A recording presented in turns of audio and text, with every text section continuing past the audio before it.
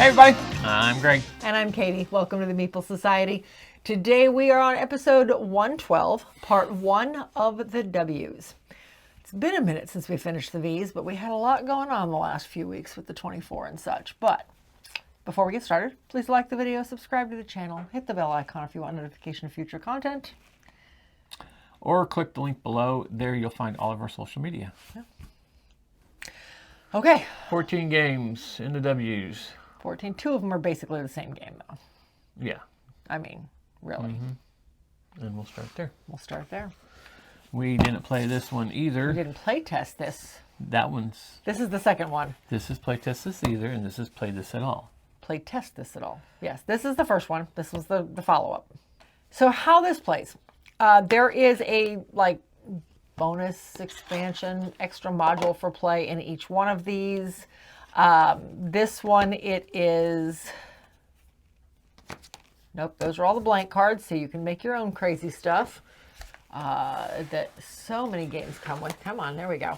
So this one, it is the Chaos Pack. It is the bonus stuff. But let me explain how the game itself works, and then we'll go into the bonus stuff. So all of the cards, there's 2 different types of cards here. If you have the, we didn't play test this at all, and you have the star cards. The easiest way to explain this game, and this goes with this the second edition of it as well, is to just read the first couple paragraphs of the rule book. This is the rule book. The objective of this game is to win. If you lose, you have not won, and you are in fact out of the game. If everyone except you has lost, well then you win. To begin the game, shuffle all the cards together and deal 2 to each player. Pick someone to go first as randomly as possible. On your turn, draw a card from the deck and then play 1 card from your hand. Just follow the instructions on the card. After you're done, play passes to the left. Okay, that's all pretty standard, right? You might notice that some of the cards are star cards. That's not a star card. That's a star card. This is a star card. This is because they are clearly more superior to the normal cards. To maintain game balance, each player has an equal chance of drawing the star card from the deck on their turn. Yeah. This is, I mean, the average round lasts, what, 3 minutes? Yeah. I mean, it's super fast. Okay, so some of these cards. There was a few games that we played of this that me and Doug didn't even get a turn because you and Mary finished the game on your first turns. We did. Okay, let's see. No pointing. This is a star card. Place face up in front of you and read aloud. Any player pointing at another player or any card immediately loses. Starting now. You put this, and then it says good luck. So if somebody points to their card, they're out of the game. Done for the rest of the round. Technically the rest of the game. Then there's presents. Each player must say yes or no to presents. After everyone chooses, reveal this card. The present was kittens. Anybody who chose no loses immediately. Now there are also ones that if you say yes, you lose. Mm-hmm. So you never know which actual card it is, even if you know the cards. There are ones where you have to pick a number. All the even number players are out of the game. There are ones where you have to play, everybody plays rock, paper, scissors. If you threw a specific type of thing, you're out of the game. Mm-hmm. It's comical. We actually have not played this in a really long time. Oh, the bonus we just pack. Played it the other day. We did, yeah, right. That's what I meant, until the other day. I'm sorry, I did not finish that sentence. This bonus pack, you choose one at the very beginning of the game. If you want to get adventurous, you can use 2. And then the game, this basically adds an extra rule to the game. Like this one, sudden death. Anytime a player loses, the player to the left also loses. This does not continue to the player to their left, nor does it cause the last player left in the game to lose. After numerous complaints, we decided our game was too long. We hope this fixes the issue. It's not too long. It is not too long. That's just the joke. Oh my gosh. Before you draw a card on your turn, you must state spoon, fork, or knife. Before you draw every card on the start of your turn. You must not repeat what either of the 2 previous players said. So you got to pay attention. You got to pay attention to what people say. Spork will totally screw over the players ahead of you. Sporks are awesome like that. So, I mean, it's just stupid stuff, but it's funny. Yeah, it's just bizarre, off the wall Yeah. craziness. And this one plays exactly the same. There's, again, a different, there's a bonus pack in here as well that does different things. They have phrases on the side of the box even. Play, win, lose, or banana. Because there's a card in there says that would you play this card if you have a banana, or if you, well, it's something like if somebody loses the game if they don't have a banana or something. And there's cards in there that are actually say banana. Banana. They're a banana card, yeah. It just, we haven't, Phrases on the I side don't of know if it does or not. I didn't look. Yes, they do. They're upside down. Great. Oh. In case of zombie attack, this box cannot be used as a flotation device. And then it also has the play, win, or lose banana. Okay. And then that one also had, don't forget to have fun. Fun is required. Fun enforcement officials will arrive shortly. It's that type of a game. It really is. We have not decided what we're going to do with this. We think this might belong to Justin. We're not sure. But even if Justin doesn't want them, if they are his and he doesn't want them, I don't know. We haven't decided. It's just a silly card game, but we've Yeah. had it for years. We probably haven't played it in 10 years until just the other night. But we all did laugh pretty hard at this. And I could see this being like a fun opening game for the 24 or something like that, you know? How much does it play to? Like 10? 2 to 10 people. Yeah. So we'll probably hold on to them if Justin doesn't want them, if they are his. We don't remember. We're going to ask him. But yeah, they don't take up any space, so why not, right? Yep. But we didn't play test this at all. And gosh darn it, we didn't play test this one either. All right. Okay. Next we have That's it. a box Almost falling hit down. the floor. Weinhandlers. This is another one that's been on the shelf for a long Yes, time. this one's been on, but this is a 3 to 5. Yes. We didn't know that when we got it. Notes say we picked it up at Gen Con in 2013. Until the other day, we'd played it once. 2013 or 15? 15, sorry, 15. Yeah. Okay, so this one, and I'll have to admit, when I tried reading the rules on this one, it took me a minute to wrap my head around it. We played this with Doug and Mary last weekend. So everybody gets a wine bottle, and it plays 5 players. There's whichever color is left becomes the first player marker. And I like the wine bottles. These are really pretty. But everybody gets dealt a certain hand of cards at this. You get dealt 4 cards, I think, at the start of the game, maybe 5 at the start of the game. And there's all these different colors of cards, and there are all different sizes of bottles. So there's 9 red cards, 3 small, 3 medium, 3 large. There are 9 purples, same thing. There are 9 blues. Oh, I actually got 4 of the 5 here, or 6. 9 grays, 9 blues, the other way around. There's purple, or there's orange, and I think there's yellow. I think there's all the That's the colors color of of the these. bottles. Yeah, there's the color of these. So on your turn, you are bidding cards. Well, first of all, there's 4 cards down in the center of the table. The idea is you're building a pyramid of wine bottles, which is fine, except that you score points based on, 1, the stars on the wine bottles. Those are all victory points at the end of the game. But you also score points immediately during the game as you build sets of 3. 3 of the same color, all different sizes, or 3 of the same color, all one size. That actually gets you more points because it's harder because there's only 3 cards of each size in the game. So if you can make it work, you're getting either 1 point or 4 extra points. But they have to be together in your pyramid. They have to be touching. They have to be touching each other, yeah.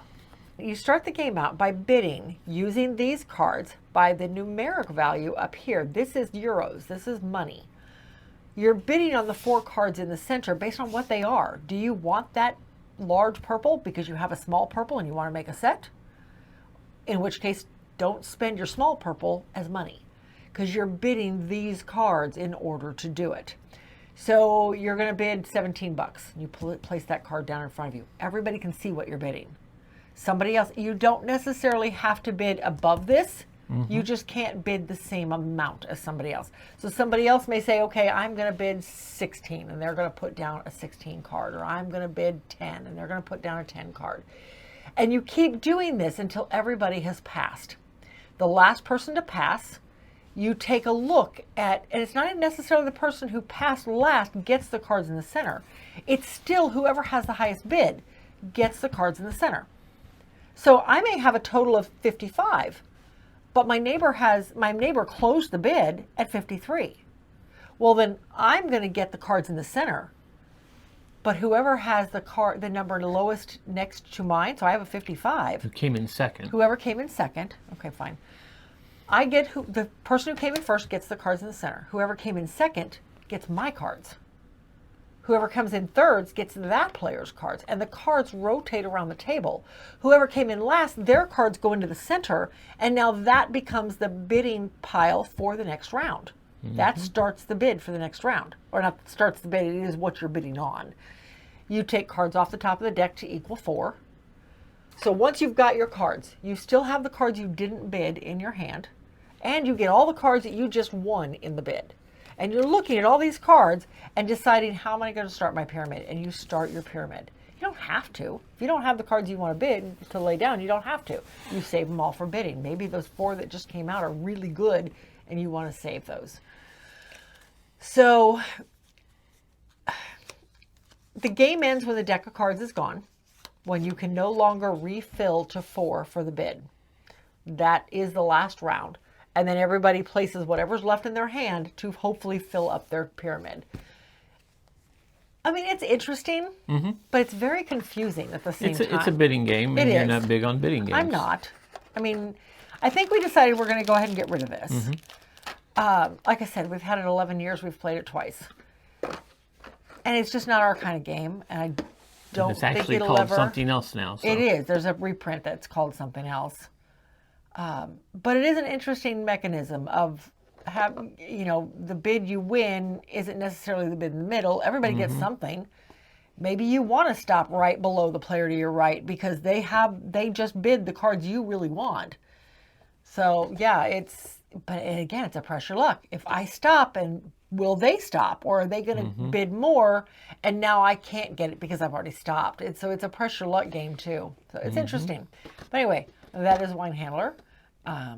The wine cellar sellers. Okay, we're gonna let it go. All right. Next we have Welcome to the Dungeon. This was a Christmas gift a while back, part of a gift exchange a while back. And again, I had to look it up because we'd had it for so long, I forgot where we got it. All right, this one is not cooperative, but everybody plays the same hero. There's 4 heroes in the game and sets of equipment. And everybody plays as the same person with the same equipment. So, I mean, everybody has the same fair chance of of winning or losing. So, there's the warrior and the mage and the rogue. Oops, 1 too far, 2 too far, and the barbarian. They recommend you use the warrior your first time out. Okay. So you put your warrior out, you put all of their equipment out, and the equipment does different things as you go, and I'll come back to that. So essentially how the game runs, each player in turn order is grabbing 1 card off the top of this deck and deciding, well, first of all, before you even draw the card, you're deciding, do you want to play or do you want to pass? If you pass, you're out of the round. You cannot go on the adventure. Well, only one person's going to go on the adventure. Only one person's going to go. So, but if you pass, you know you're not going. So you draw a card off the top of the deck and you look at it. In this case, it is a 5. It looks like it's a golem. You decide, without anybody else knowing what it is, if you're going to place this into the dungeon, where whoever takes the adventure is going to have to defeat him, or whether you're going to keep this out of the dungeon, which you could do. I don't want to fight this thing if I end up going. But if I do that, I have to take one of these pieces of equipment out of the game or out of the round and set him aside. I defeated him on my own with this piece of equipment, essentially, whatever. And then the next player does the same thing. And you keep going like this until everybody's passed or there's only one person left standing. And then that person has to go into the dungeon and defeat the stack of cards that has compiled there now with whatever equipment is left. So they pick up the stack and they start with the top one. Oh, it's a 1. Well, I'm not going to waste any of my cards on a 1, so I'll go ahead and just take that damage. Well, I grabbed all the 1s. Well, then you have the but dragon. then there's the dragon.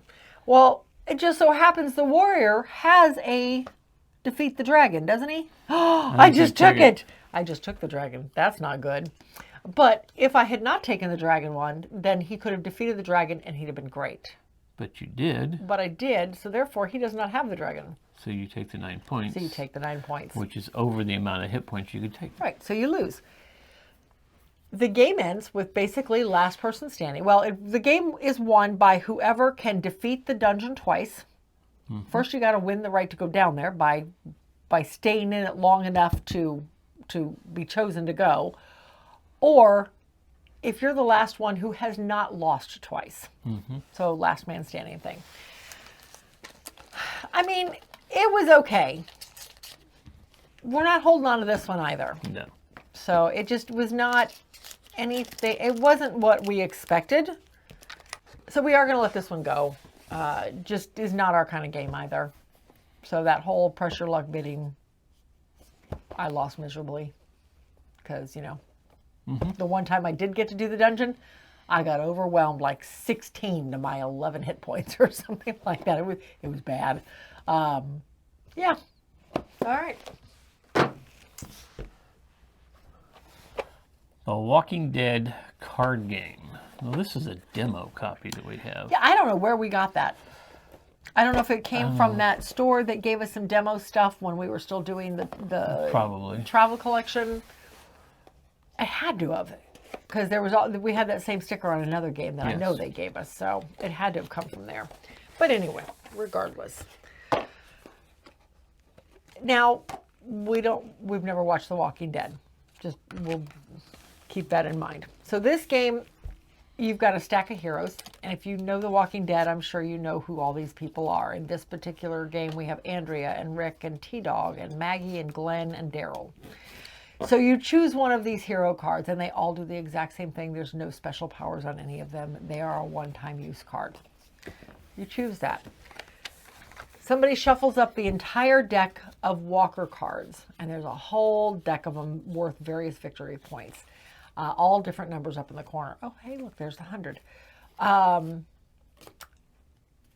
you deal 15 to each player, and then the rest of them are out of the game.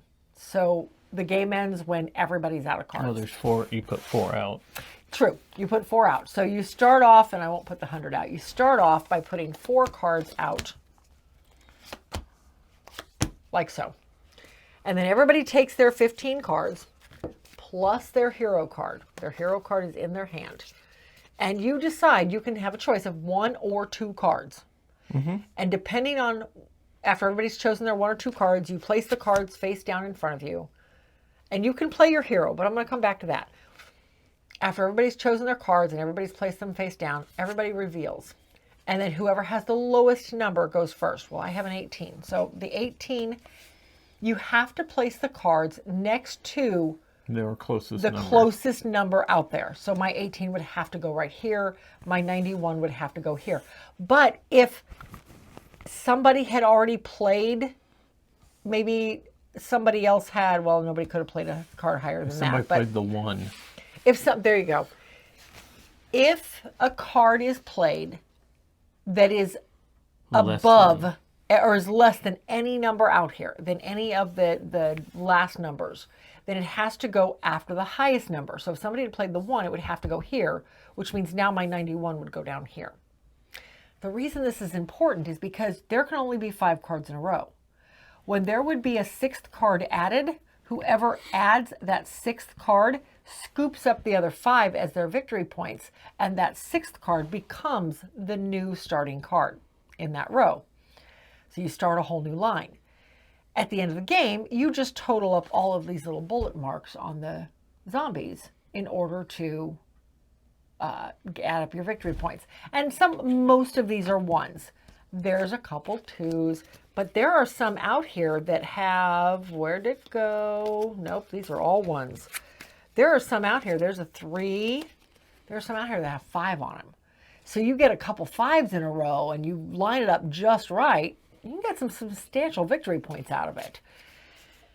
Oh, wow, that was a 6. Mm-hmm. That's a 7. Yep. Wow. That's a lot. We didn't see that card last night. It's kind of finicky in the way... Oh, and I put my character back in here too. No, I didn't. She's right here. Your character card is a one-time, I get to go first. Doesn't matter what number I'm playing, I get to go first. Mm-hmm. So you do this when you want to claim a row and hope for the best, because if 2 players play their hero card in the same round, you still go in numerical order. So it doesn't do any good. When you're done with it, you throw it out of the game because it's no good to you anymore. I mean, it's a little tricky, and there is some strategy in it, in trying to get those numbers to line up just right so that you can get the row and nobody else does. Right. Maybe if we were fans of the series. Yeah. But we're not. So we are going to let this one go. We haven't even, we've never watched the series. We've never watched the series. And it's the type of series that I've heard it's very gruesome, so therefore I'm not going to watch it. So I don't do the blood and guts type of stuff. So anyway, we're going to let this one go too. Okay. All right. Okay. Next we have Warehouse 51. It has a box upside down. Oops. That came from, well, anyway. Okay, so Warehouse 51, I don't remember. I think we decided, well, I'll come back to that. I don't want to know where we got this one. I do not remember. I did not think to look it up. Okay, so everybody has this is another bidding game. We've had a ton of bidding games. A lot of W bidding games, I guess. Yeah. But I think this is the last one. This is the last bidding game, isn't it? On this episode. On this episode. Good point. So, everybody takes a character. No difference in the characters. They're basically just cheat sheets to show you what cards exist in the game. That's all they are. So, everybody gets a certain amount of money. I think everybody gets $10 to start with. Then you put 20 into a pot for the pawnbroker, because you can always sell any of your treasures to a pawnbroker to get some extra cash. But when that money's gone, it's gone. All right, so this game consists of a whole bunch of treasures and then a whole bunch of counterfeit treasures. Oh, that's a counterfeit too. So at the start of the game, at the start of the game, you have all these different cards, and they are put out into stacks based on their color. Like, here's all of the greens, and then here is all of the reds, and then there's blues and yellows. And then one by one, whoever's turn it is, whoever won the last bid, gets to decide, and these are all face down, so you don't know what's in these stacks. Boop, boop, boop, boop. There we go. These are all face down. Whoever's turn it is gets to decide, we're going to bid on this one. At the end of the game, this is Baba Yaga's mortar.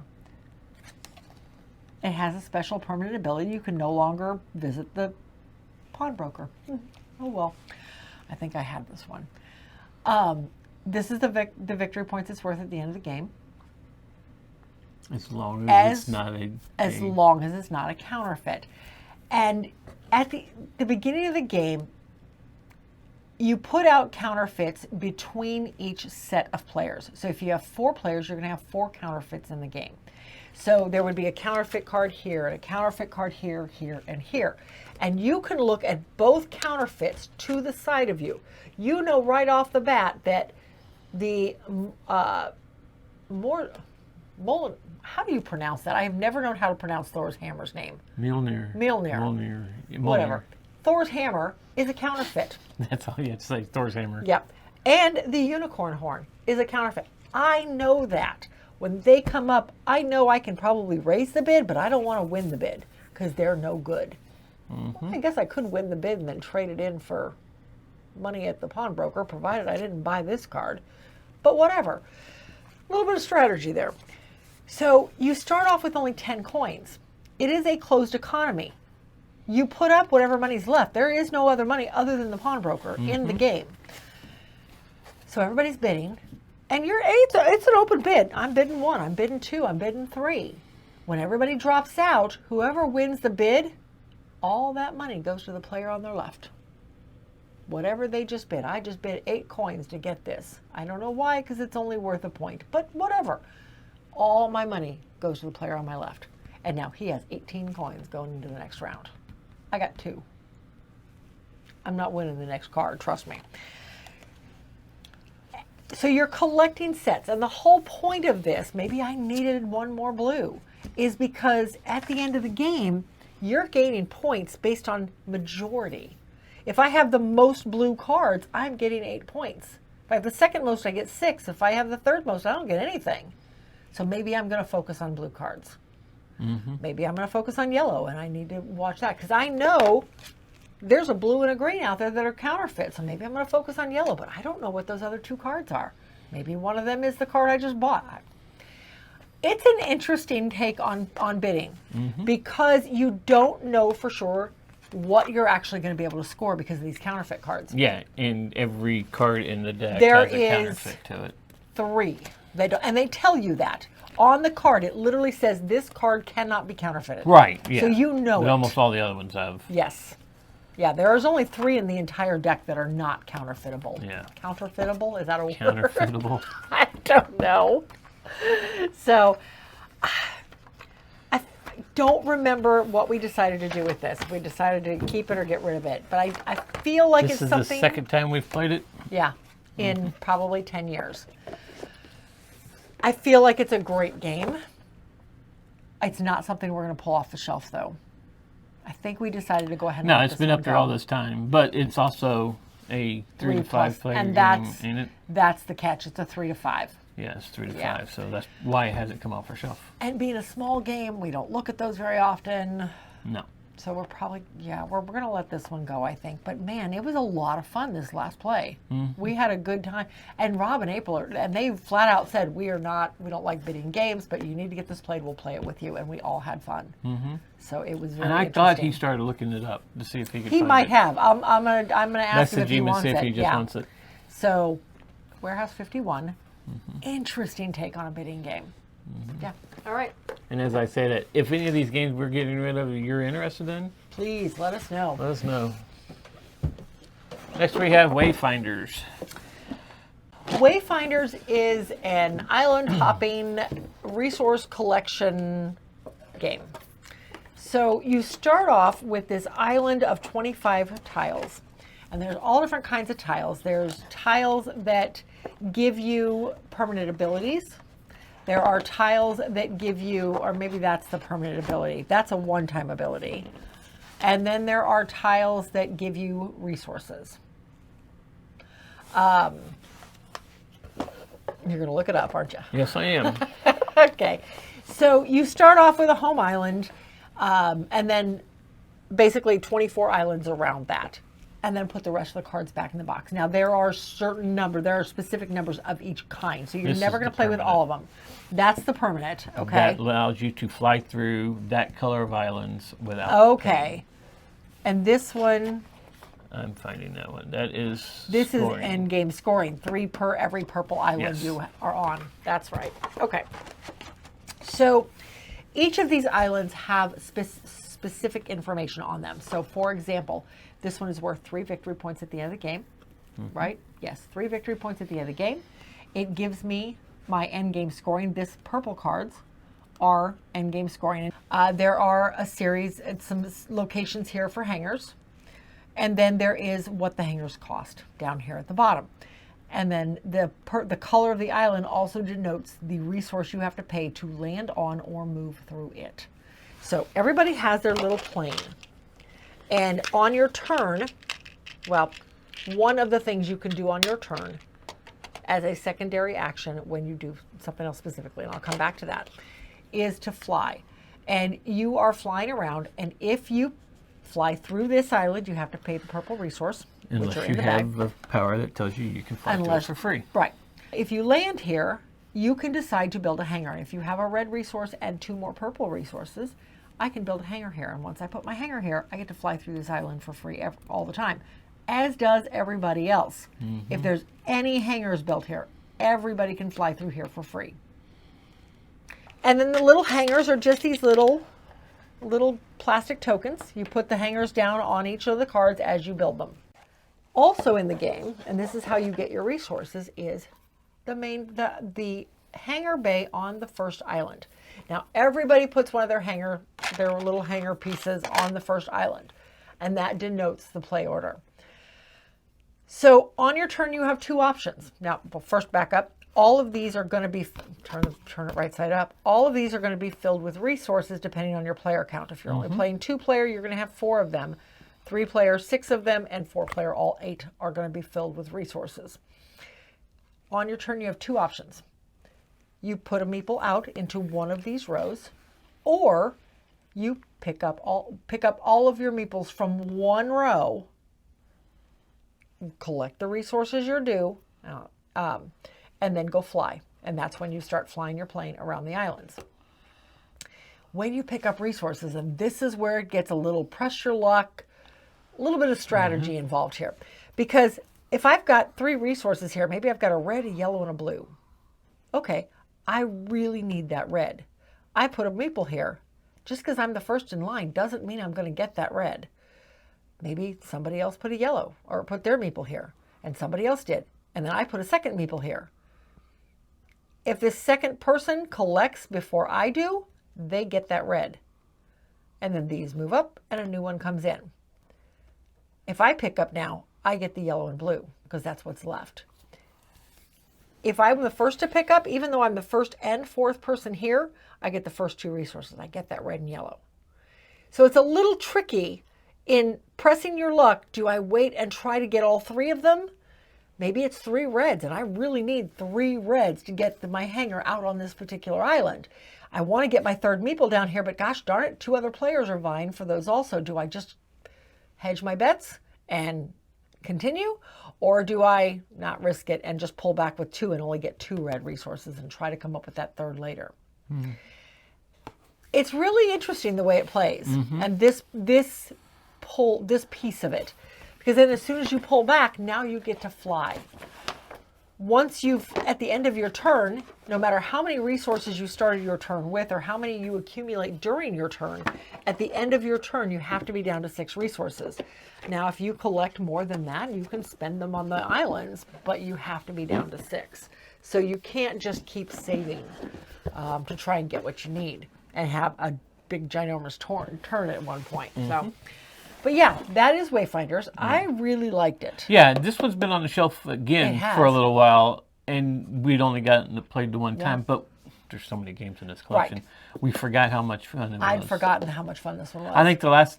I think my memory of the game was that I was having trouble with, for some reason I was thinking you couldn't fly through other people's things unless you had a hangar there. So I was like, well, nope. This is being a pain in the butt. Yep, but nope. The memory is wrong. Yeah.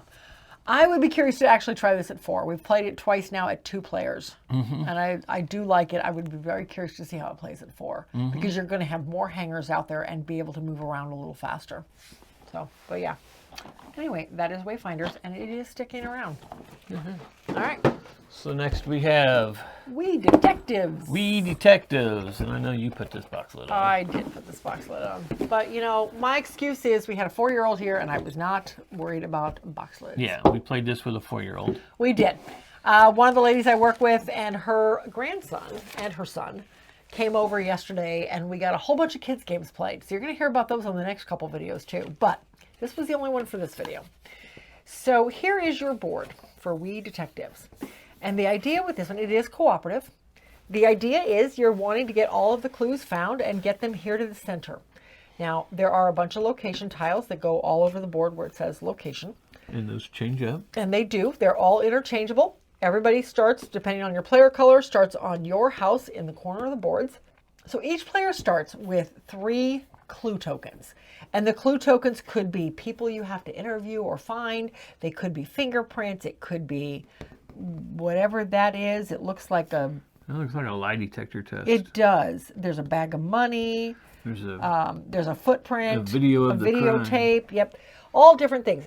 And in the rule book, and I wish they had done this a little differently, it tells you where each one has to be found. But it's so weird the way they do it. Tell you what it is. No, it just shows you pictures of the footprint can be found at the park or at the pink house. That's it. That's all it tells you. So I didn't realize some of it had two. Some of them had two of them, yeah. Because, I had the one that had to go to the park or the pink house. Yeah. So I wish they had made this a larger sheet and not made this so tiny on the back. Yes. Something. I wish they had done this a little differently, but neither here nor there. So you're moving around on your turn. You get to move 5 places, 5 spots. But first, you got to pick up the Wii phone cards. And get the Wii messages. Yes. So the Wii phone cards, and there's a whole stack of them. This is your timer in the game. The Wii phone messages are various things. It could say, hey, everything's good. Go ahead and move your five squares. Nothing happens. It could say, meeting, all detectives go to the cafe. And everybody gathers up and goes straight to the cafe, no matter where you were on the board. You do get to move 8 spots after that, so that's good. So everybody moves 8 spots immediately, and then the person whose turn it is, who pulled this token, continues their turn and moves their normal 5. When you're moving the 8 spots, you can go ahead and do things as normal. So this is actually a good card. It does help a lot. It gives everybody a bunch of free movement. There are things that say things were stolen. So, all right, so every player technically has a pair of sunglasses and a magnifying glass. If those are stolen, you have to go to the biker's den in order to get them back. And you can't do anything. You can't hunt for clues. You can't do anything until you go to the biker's den and retrieve your stuff. And that's that place with the ambulance outside of it? No, it's one of the locations is it? that you have to go to. There are hazards that happen. This particular one says there was a car accident at the courthouse. Move to the towing company to clear it. So wherever the courthouse is, and I think it was down over here. It was over here, and the towing company was over there. You put the car accident token directly in front of the entrance, so nobody can get into the courthouse now. Even if it's the last thing you need to do to win the game, nobody can get there. Somebody has to get over here to the tow company and clear the accident before somebody else can get into the tow company or into the courthouse. So you've got to work together to try to get stuff cleared. So that, it was interesting. Again, timer in the game is these messages. And when they're gone, they're gone. As soon as the Wii messages are gone. the game is over. I thought it was a cute game. It's 7 and up.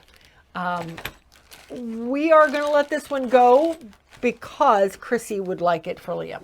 Okay. So it already has a home. It already has a home. I'm going to probably take it to her this week.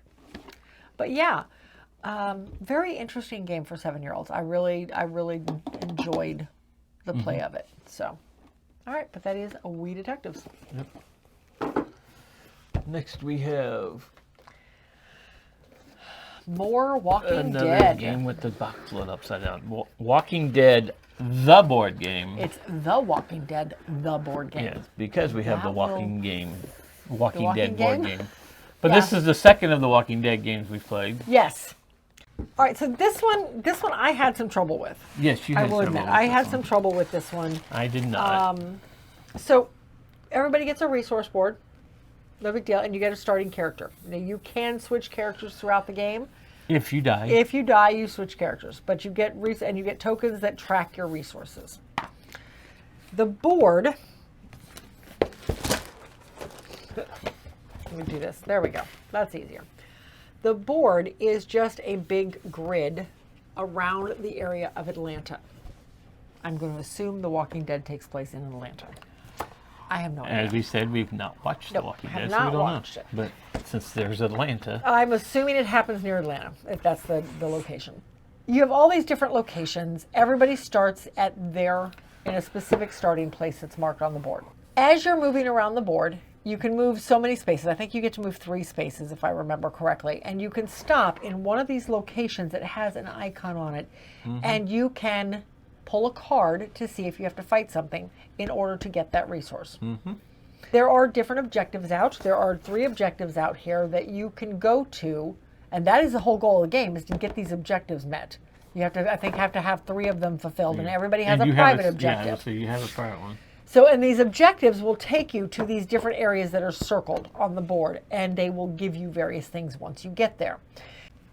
This one, if I go to Wilshire Estates, which is right here on the board, if it's the first location I have visited, it's the first card I'm trying for, I have to succeed in an encounter and then have 2 or more survivors. There is a deck where you can pull survivors out of if you're told to do so. I think you start the with game one with 1 survivor. You start with a character and a survivor, yes. which both of them tell you how many dice your pool is. This is all dice rolling, hence why I had so much trouble. But if this is the second location I have now gone to, I have to succeed in an encounter and then discard a survivor. I don't have to have 2, but now I have to discard one of the ones I do have. If it is the third location I have been to, not necessarily the third time going here, but maybe of my 3 locations, maybe I've already gone to the armory and I've already gone to the school, and now Wilshire Estates here is the third place I'm going to try to win the game. I have to succeed in an encounter and then have more survivors than anybody else. And you know all this. It's all sitting right here at the top of the board. So you know what you have to get there. You just don't know what your encounter is going to be. And that's where they get you. So the encounter deck is full of all sorts of stuff. Fight 1 zombie. Survive the attack by 1 zombie. If you succeed, you find 1 resource of any type you already have or could have found this turn. So if I'm trying to get this can of food, maybe I don't have anything. That's not the can of food, that's fuel. That's the fuel? Oh, that's this the is can of food. food. Okay. Well, maybe I'm trying to get some fuel. I could find more fuel, or I could find something else. Whether I succeed or not, I do get the can of fuel. The Can of fuel? You'll get fuel. I get fuel. But in order to get the extra one, I have to succeed at this. If I fail, I have to skip my next turn. I lose a turn. Some of these, here's one, kill 2 zombies. If I succeed, I find 2 ammunition. If I fail, I lose an ammunition. Some of the 5 zombies. Zombie feast. Ooh, we didn't have one of these. Challenge, survive an attack by 7 zombies. But this goes into your inventory. There are things that require, and we did have inventory cards. There are things that require you to have inventory cards in order to meet the demands of a location. If I succeed, I get to add this to my inventory. If you're within 3 spaces of another player, you may discard this card during your turn to steal a fatigued follower from your choice from that player.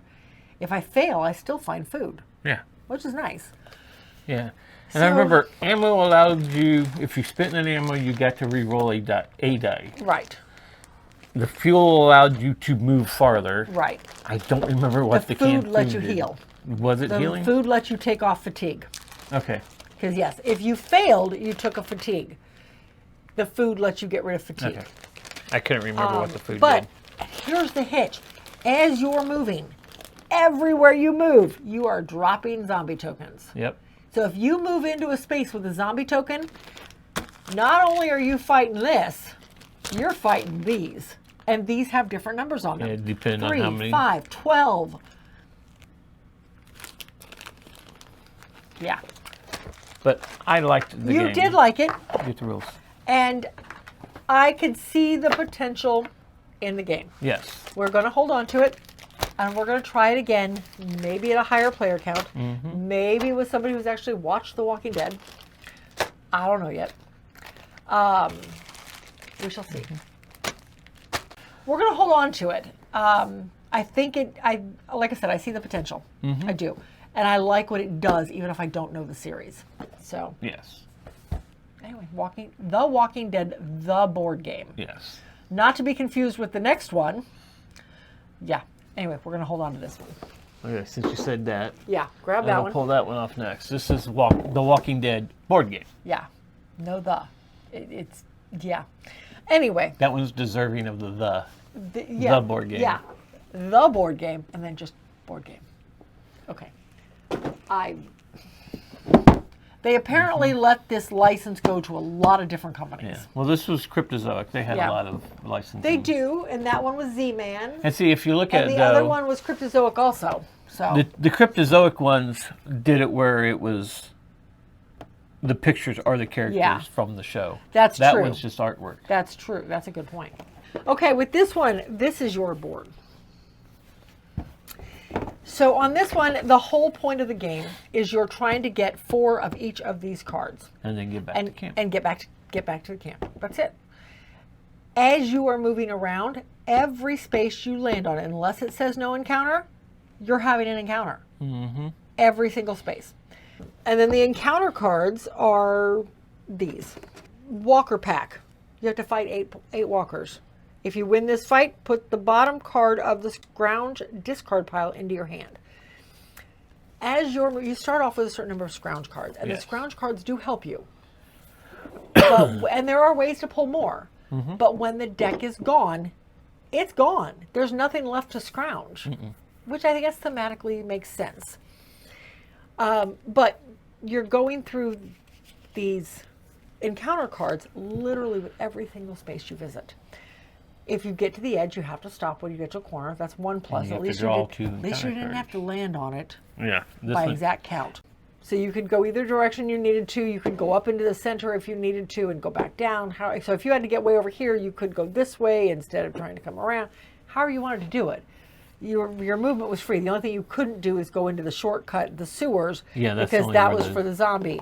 Because once you died, you turned into a zombie and started working against the other players. Yeah. And this is also, you can play it as teams. You could. Yes, there's a team play too. The walkers or the non-zombie team. And again, I feel like it was very simplistic. The whole goal, get to each one of these, survive 2 encounters, and go home. That's it. You didn't have a trouble with this game. I didn't have any trouble with this one. I had extreme trouble with this. My rolls were bad. You turned into a zombie. I turned into a zombie I felt like it was like the 3rd turn. Well, it was a little longer than that. But you have to be attacked twice. Yes. You have to lose 2. I lost that really quick. Yeah. We're going to let this one go. It just is not this is your basic roll and move game. It's so simplistic. Mm-hmm. Even if I liked the series, I don't think we'd hold on to it. So, the Walking Dead board game is leaving the collection. Yeah. Talk about one TV show to another TV show. This is Warehouse 13, the board game.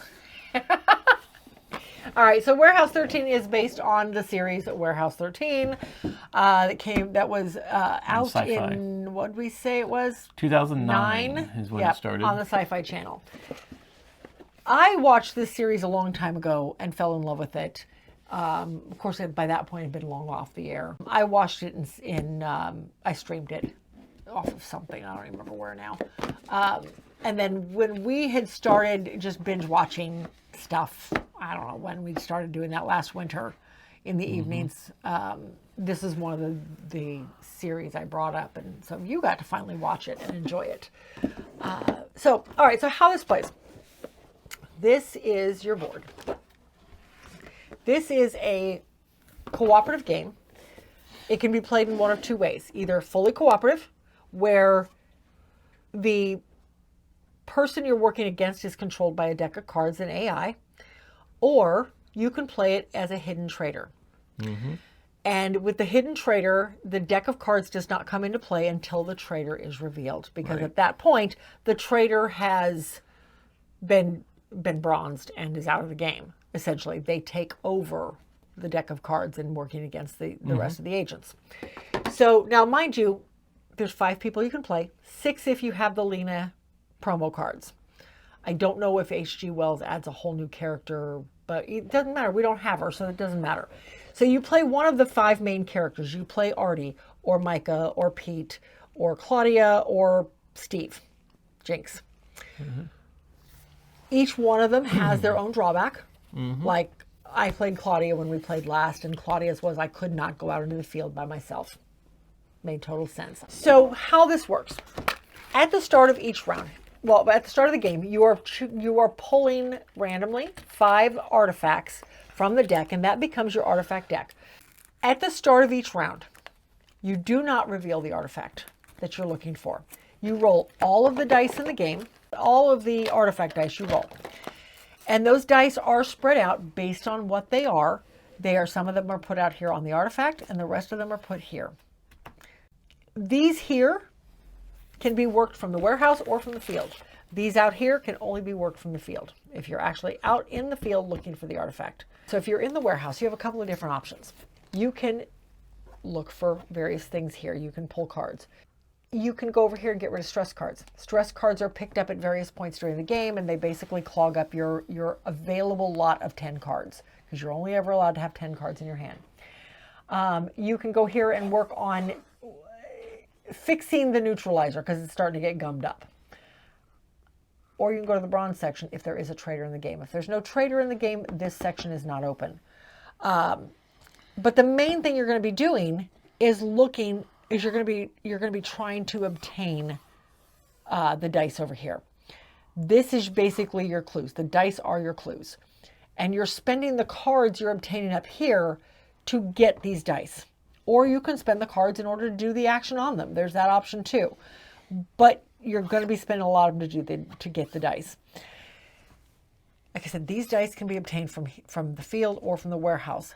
But you want to clear the artifact dice first, because if the last die to be removed comes from the artifact, and you don't know what artifact you're looking for until it's time to try to find it, then you're going to have probably a whammy effect, and those are never good. So you want to try and clear this by being out in the field before you clear the warehouse stuff, so that at least you know what you're looking for. Once all the clues have been found, now you're trying to actually you know what the artifact is, you know where it is, now you have to go get it and get it neutralized. Each artifact has different numbers on it.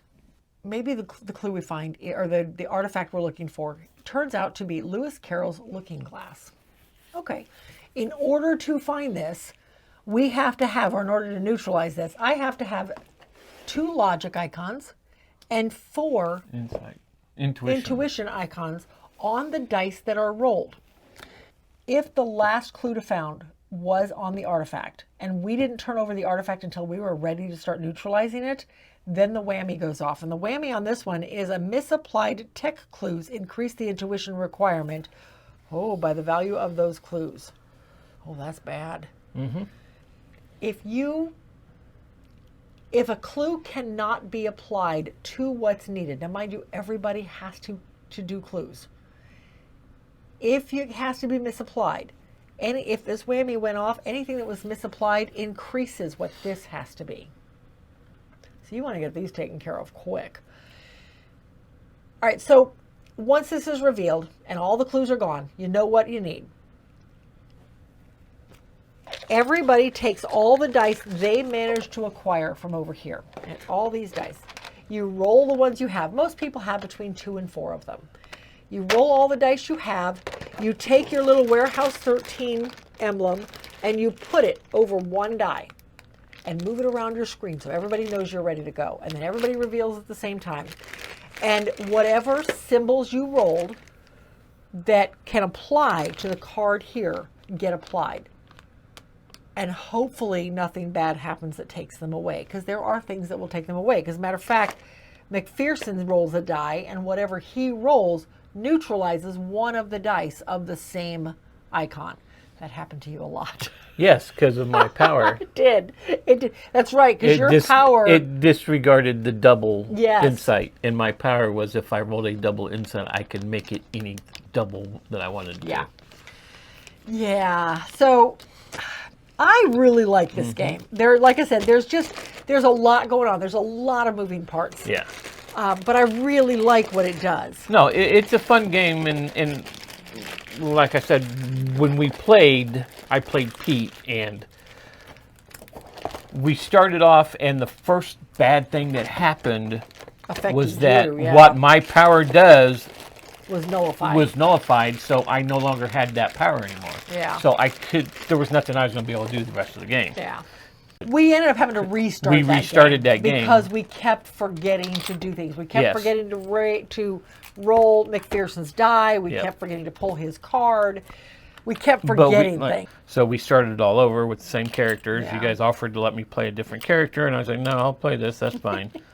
But we kept coming up with a card that would nullify that power still. Well, but only for that round. Right, only for that round. The other one, it nullified it for the entire game. Or it was that roll, that initial...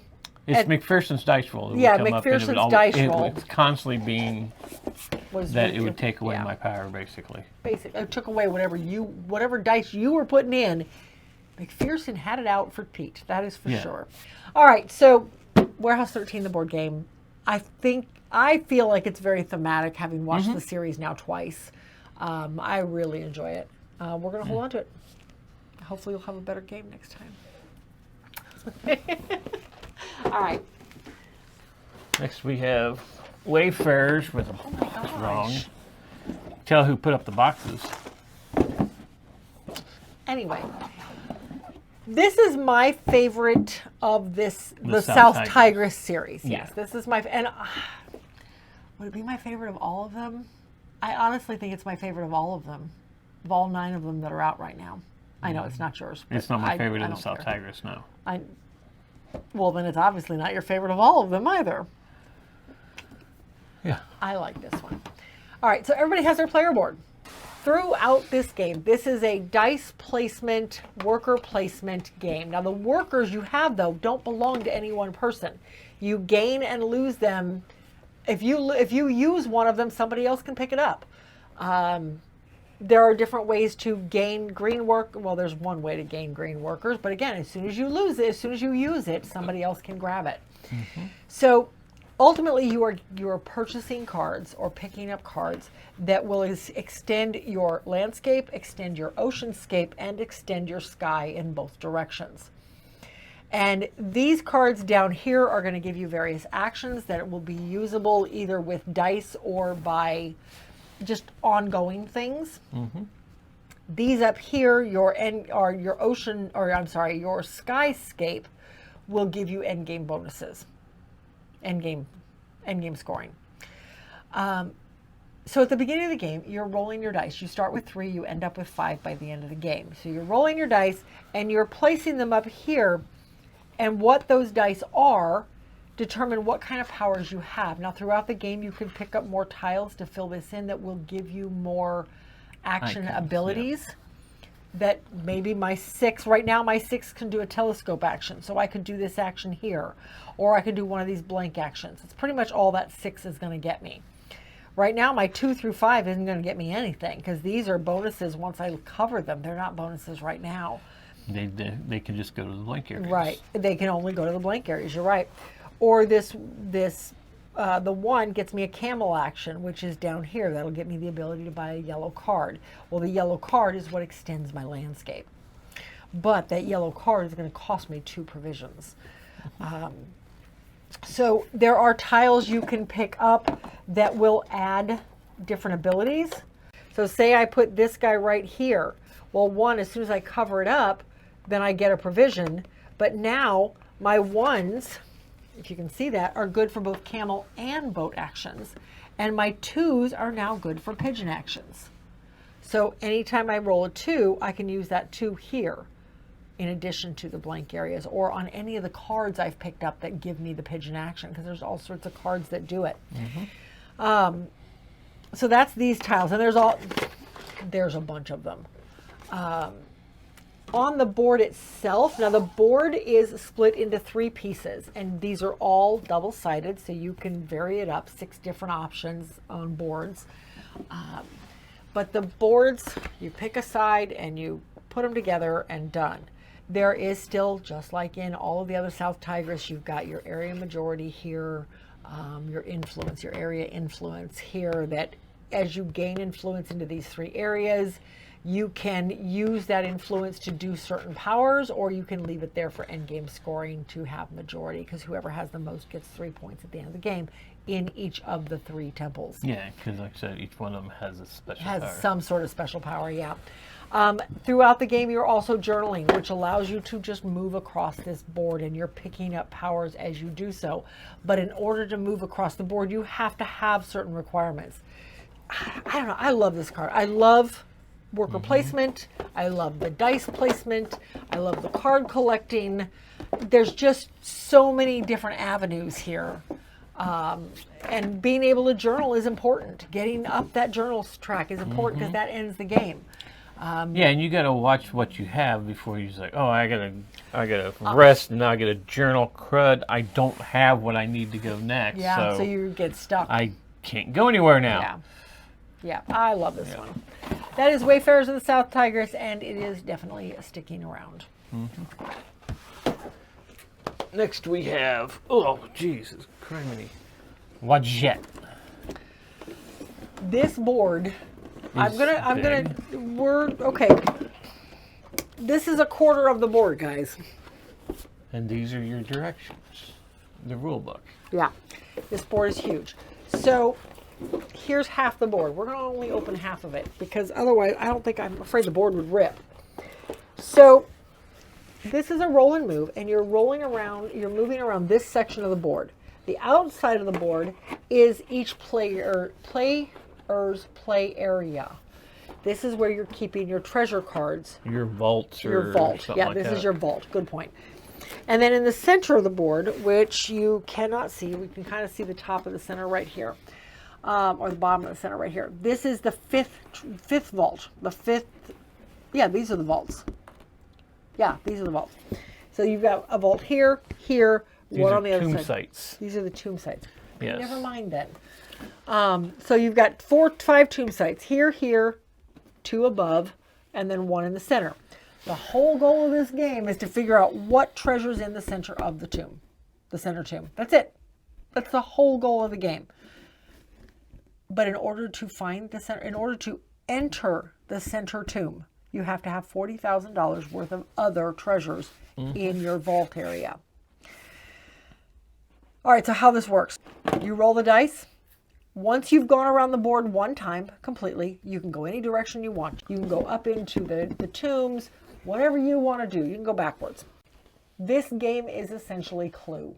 This is a Clue, well, how did you describe it earlier? It's a Clue-esque game, Clue-esque game. It's Clue that meets Indiana Jones. Yes, I think that's a good description of it.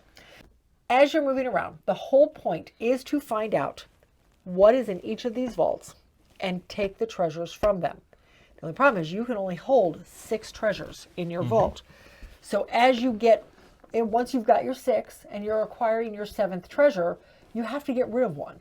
So you take your lowest one and you put it at the bottom of that vault. You leave your least valued treasure in that tomb and take the one off the top.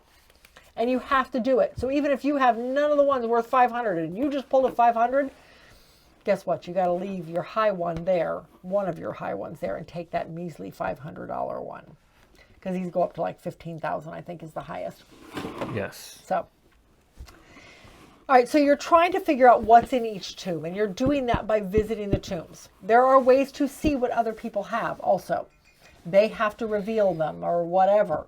So there are ways to know what everybody else has. At the start of the game, you know what's in one tomb. You know what's in the tomb in front of you. And that's it. And you have to keep track of who has those and what's in their tombs. Log. Yeah, and I love these expedition logs. I really do. They are very detailed, and once you figure out how to use it, they work really nicely. Yes. So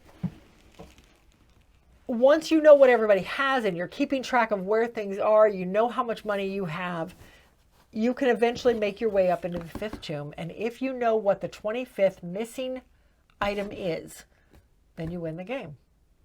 Done. If you don't, you're out of the game. If you don't, yeah, then you're out. You sit out the game because you've already guessed. You can't Now you guess talked about again. how I did not. If you land if you land here at the entrance, you get a slide all the way to the door. Yep. If you don't and you walk your way up, if you land on one of these steps, you have to take a Wadjet card, and the Wadjet cards have different things on it. Like this one says, Sir Lawrence booby trapped this chamber door. You must get out quickly. Move back to the exit. So you instantly have to go back out. You can't go any farther. This one is a violent rainstorm has exposed a tunnel that is filled with mud and rubble. Move to the door. Madame Lucille will let you look at a treasure for $3,000. So you have to pay Madame Lucille, whichever player that is, $3,000 to look and take the top treasure off of the deck. But you're going to get it. But you're going to at least get it. So some of them will send you straight to the door. Others do not. Yeah. The pieces are gorgeous. Yeah, the player pieces are really big and beefy and solid. Yeah, they are pretty neat. They feel like plastic. plaster. No, they're plastic. Or plastic. They're just a heavy plastic. Yeah. Might be resin. They're nice. Yeah. I mean, paper money, there's other cards that you pick up in various places that will help you. But yeah, I mean, I like the game. I do. These rules are ridiculous. Well, this is the rules right here. Both sides of this. Yeah. This shows you a diagram of the board and gives you a story backstory. about the whole thing. And then this tells you about the different areas and what it actually meant. Yeah. It's crazy. And then Some of the there's treasures. the whole... I love those. These are what you hold your log expedition in. Yeah. And we played it 2 players. So 2 players, you get to look at one other tomb. Yeah, and log those as well. It does speed the game up a little bit, but I would be curious to. We've played this 4-player. I think we played this with Joe and Tony, but I swear we played because they have it too. But it was a long time ago if we did. We both do enjoy this one, but I think we decided to go ahead and let it go. Yeah, we don't know if it would come back off the shelf easily. Yeah, I don't think so. Just because it is basically a roll and move, even though it has that Clue feel.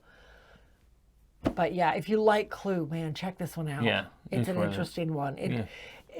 It has a low rating on BGG, but I think that's because the rules were a little convoluted. It's like a 3.2. Yeah. And I said, I would probably rate this as a 5. And we went into the thing, and the average one was a 5. The one that had the most was a 5, Yeah, but there was a bunch of 1s and 2s. There were more 1s through 4s than there were 6s through 10s, and that's what dragged it down. So, anyway, interesting game. We are going to let it go, though, because I just don't see it, like you said. And it's based in 1923. Yeah. Yeah, I think it's interesting. Yep, the year is 1923. You're one of 4. Oh, there's pieces of the words missing. Famous rival archaeologists who have come to Cairo, Egypt, to begin a race against time, nature, and each other in the search for the stolen treasures of the pharaoh. Enter the Valley of the Kings, a world of burning desert heat and blinding sandstones. Danger lies in your every step. As you dig your way through the dark, damp corridors of the ancient tombs, but beware, the cobra goddess Wadjet has guarded the pharaoh's tombs for over 3,000 years, and she awaits your intrusion. Yeah, it's interesting. Yeah, and then all the different cards you get to pick up. Yes. Okay. So last but not least is Weather Machine. You're going to do this one, right? By Vital Lacerda. We have played this twice. I don't think we played it right the first time at all. No. And the second time made much more sense. It really did. It is still, You still didn't really like it, and I think things were starting to click. For you? For me. Okay. It made a lot more sense because the whole thing is getting those papers out. Yes.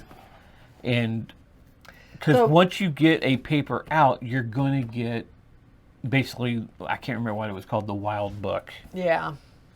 And you can use that to fill in spots to get your rewards. All right, so this is a Lacerda Eagle Griffin game. You know the production is off the charts. Yes. And the boards are huge. This is the insert to the board, to the box. It is very nice. Everything is thick wood or thick cardboard or metal. Yeah, very nice. And this was a Kickstarter. This was a Kickstarter, yes. We did kickstart this one. So this is the board. Be careful. And there are 3 different sections on the board that you can go to. And as you're moving around, Professor, whatever his name is also moving around. Professor, whatever his name is. I don't remember what his name is. I will try and find his name. Professor Sinai? Sure. Professor Sinai Latif. Okay. Well, Professor Latif, the professor, is also moving around. And so as you go to places where he's at, and again, I'm going totally off memory. This has been a few weeks since we played it. But as you go to places where he was at, he shifts to the next position. But you get something off of the fact he was there. So you want to go where he is because you get benefits. But at the same time, he moves if you do, and then he blocks things. There is, I think this was the research area where you are researching different type of weather patterns. You are helping to build the weather patterns, and over here you are testing those weather patterns. There are ways you can go in and publish papers, collect resources down here. There is a lot going on in this game. I'm not going to begin to explain it to you. But ultimately, the premise of the game is you are testing various weather machines. You're building a weather machine to alter the weather. And you're testing it on various types of weather. And then publishing your findings. What are you looking at? I was just trying to remember what the difference was. Oh, I was totally guessing on what. Yes, because I remembered what they do, but this is his office. Okay, I knew that. This was the government. Okay. This was The machine. the lab. Okay. His lab, and then Okay. this over here is R&D. Okay, which is testing it. Okay, sure. Mm-hmm. So you were close. I was close. On everything. So We're going to keep it, obviously. yes, we spent a lot of money on this sucker, but yeah, I mean, I like the game. It's your typical Lacerda game. It's definitely one of his crunchiest we've ever played. That's for sure. I think this is even crunchier than on Mars. Yes. Yeah, because I think, like you said, the first time we played it, we weren't 100% sure if we knew we played it correctly. Well, moving him around is a little tricky sometimes. And I think that's what always held us up, was that. And there's a lot going on here. Because if you go to one position each location, you can do one side of it. If you go to the second position, you can do both sides of it. But you got to be able to pay for both sides. And he always took up the farthest to the right. Yeah. So the farthest to the left. Yeah, no, that's right. This is the one where you can do both sides because Yes. it's got the and. This is the either or. Either of these two locations is either or. This is both of the sides, and each one does something different. But here you have to have gears in order to put stuff out here to get the bonuses, and here you have to have the resource. You have to have the resource in order to do it, and there's a lot. I'm not going to explain it any further because, like I said, you get to there is right? like I said, there is a whole lot going on in this game. Yeah. It took us a few video watches. Yeah. And scouring the rule book. Yep. And to just be able to to wrap our heads around Like I said, it. this is a very, very crunchy game. Yes. Yes. Oops. You do get your own player aid, and it's basically a booklet. It tells you everything that's going on in the game. This is your player board. It's huge. Yeah. I do like the fact it's all dual layered, so that's nice. Everything stays in place. You track your resources. You track the books that you publish, the research you've done for books you publish. Yep.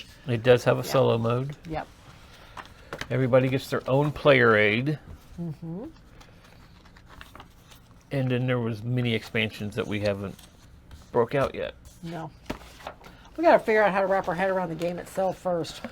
I'm getting there. You're getting there? Okay. Well, I'm glad one of us is. Anyway, Weather Machine, and that is it for this episode. I think this is a good, strong one to end on. That is Even it though for, we briefly explained it. you know, There's a lot going on. There's a lot going on. And There's we no don't way have I another can- hour to explain how to play this game. I was just say, there's no way I can adequately explain the game more than I did. If you like in very heavy, 10 crunchy games minutes. and Lacerda, try Check it it out. out. It's another one that it's going to burn your brain trying to figure out how to get it going. Yeah. But, end of episode 1 of the W's. On to the second one. And until then, thanks for watching.